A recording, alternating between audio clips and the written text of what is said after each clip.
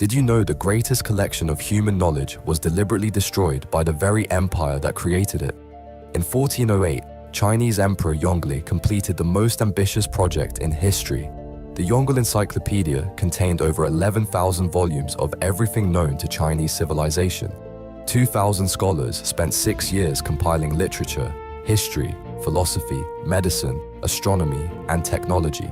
If printed today, it would fill 15,000 modern books. This was humanity's greatest intellectual achievement, preserving centuries of accumulated wisdom. But later, Chinese emperors feared its political content could threaten their rule. They ordered the encyclopedia systematically burned and destroyed.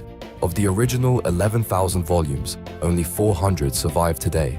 In a single act of imperial paranoia, more human knowledge was erased than any other event in history. Entire fields of ancient science lost forever. Thousands of years of philosophical thought reduced to ash. The irony is staggering. The civilization that created humanity's greatest library also became its greatest destroyer. Here are 5 things you didn't know about China's first emperor's tomb that make it the deadliest archaeological site on Earth. First, the tomb contains rivers of liquid mercury representing China's geography, with mechanical fish that have been swimming for over 2,000 years. Ancient Chinese engineers created an entire underwater world that still functions today. Second, automatic crossbow traps remain armed and functional after 2 millennia, designed to instantly kill anyone who enters. These death machines are still waiting in the darkness. Third, 700,000 workers built this underground palace, and every single one was buried alive inside to protect its secrets. The emperor made sure no one would ever reveal what lies beneath. Fourth, the underground palace is larger than the Forbidden City and contains a scale model of the entire Chinese empire. It's basically a buried world waiting to be discovered. Fifth, modern sensors detect dangerous mercury vapor levels above the tomb, proving ancient records were accurate. Opening it would kill archaeologists from mercury poisoning, making this tomb literally untouchable. Did you know a Celtic queen almost drove the mighty Roman Empire completely out of Britain? In 60 CE, Queen Boudica ruled the Iceni tribe alongside her husband King Prasutagus. When he died, he left half his kingdom to Rome, hoping to protect his family. Instead, Roman soldiers publicly flogged Boudica and brutally assaulted her 2 teenage daughters. This horrific act ignited a fury that would shake the empire to its core. Boudica united 30 British tribes in coordinated rebellion, something Rome never expected.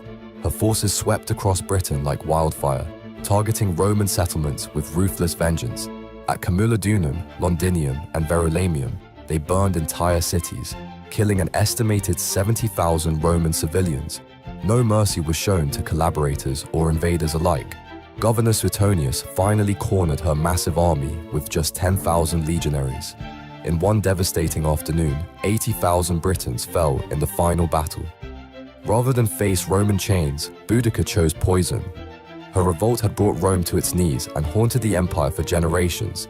Did you know one of history's greatest poets was almost completely erased from existence? Sappho of Lesbos, writing in the 6th century before Christ, was so brilliant that Plato called her the 10th muse. Her lyrical poetry about love and passion was celebrated throughout the ancient world. Students memorized her verses from Athens to Alexandria. She wrote an estimated 10,000 lines of poetry over her lifetime. But today, only 650 fragments survive. What happened to the rest? Early Christian authorities deliberately destroyed her works, claiming they contained immoral content. They burned manuscripts in public squares across the empire. Later, medieval church leaders continued this destruction for centuries. Of 9 books of her complete poetry, almost everything vanished. Today we know her genius only through scattered papyrus scraps found in Egyptian ruins. One of antiquity's most celebrated voices was nearly silenced forever by those who feared the power of her words. What if Pharaoh Akhenaten's religious revolution had actually succeeded in 1353 BCE? Instead of Egypt returning to its old gods after his death, imagine the worship of Aten, the sun disk, became permanent. This would have created the world's first major monotheistic empire. From deity Kormemb, 600 years before Judaism gained prominence, Egyptian traders and diplomats would have carried this belief across the Mediterranean and into Mesopotamia. Greek city-states might never have developed their pantheon of gods. No Zeus, no Athena, no Olympic mythology. Rome could have adopted Egyptian monotheism instead of creating Jupiter and Mars. When Judaism emerged, it would have encountered an already monotheistic world, potentially merging with Egyptian sun worship. Christianity and Islam might never have formed as separate religions. Instead, one unified faith centered in Egypt could have dominated from the Nile to the Euphrates. Without competing gods and conflicting religious empires, the Crusades might never have happened. No religious wars between Christians and Muslims.